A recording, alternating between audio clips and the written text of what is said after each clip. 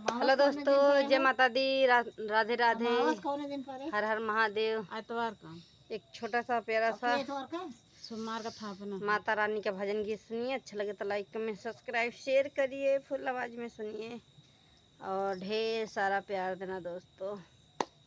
और मच्छर बहुत काटता है।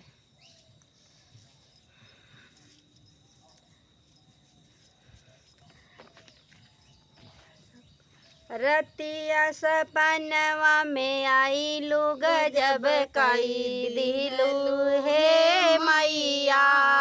रतिया सपनवा में आई लोग जब कई दिलू हे मैया। गजब कई दिलू हे मैया, गजब कई दिलू हे मैया। रतिया सपनवा में आई लोग जब कई दिहलू है मैया।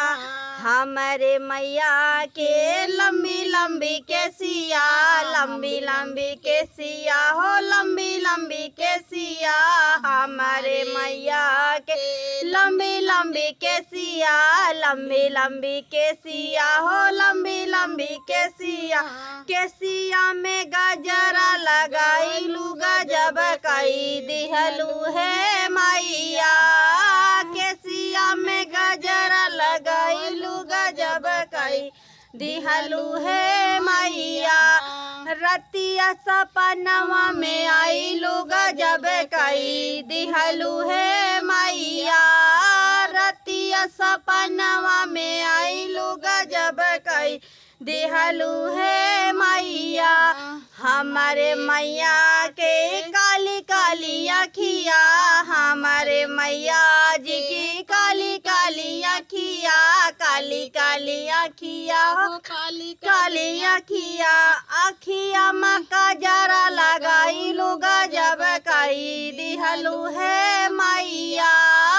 अखिया में गजरा लगाई लू गजब कई दिहलू है मैया। रतिया सपनवा में आई लू गजब कई दिहलू है मैया। रतिया सपनवा में आई लू गजब कई दिहलू है मैया। हमारे मैया जी के लाली लाली उठवा, हमारे मैया जी के लाली लाली उठवा, लाली लाली ओठावा हो, लाली लाली ओठावा। ओठवा में लालिया लगाई लू गजब कई दिहलू है मैया।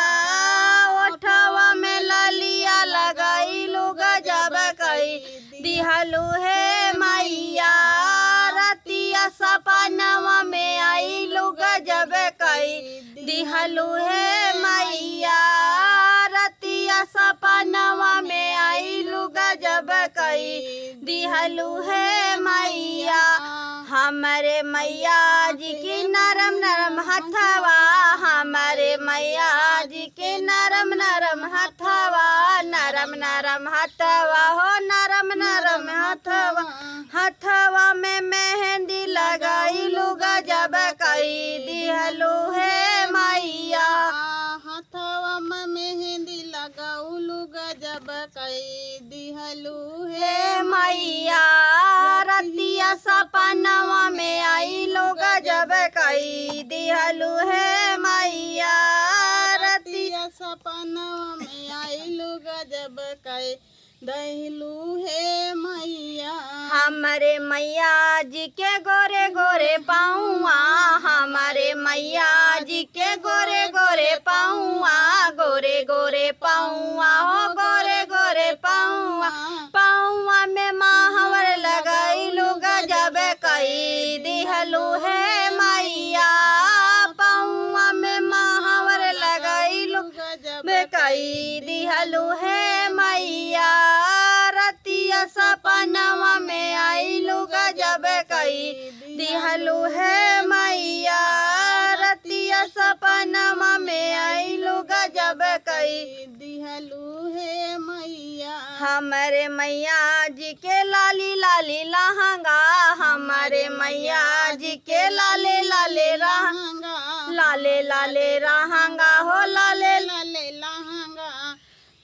गोटावा चुनरिया पहिनिलु गजब कई दिहलु हे मैया गोटेदार चुनरी ओढ़ैलु गजब कई दिहलु हे मैया रतिया सपनवा में आइलु गजब कई दिहलु हे मैया रतिया सपनवा में आइलु गजब कई दिहलु हे मैया।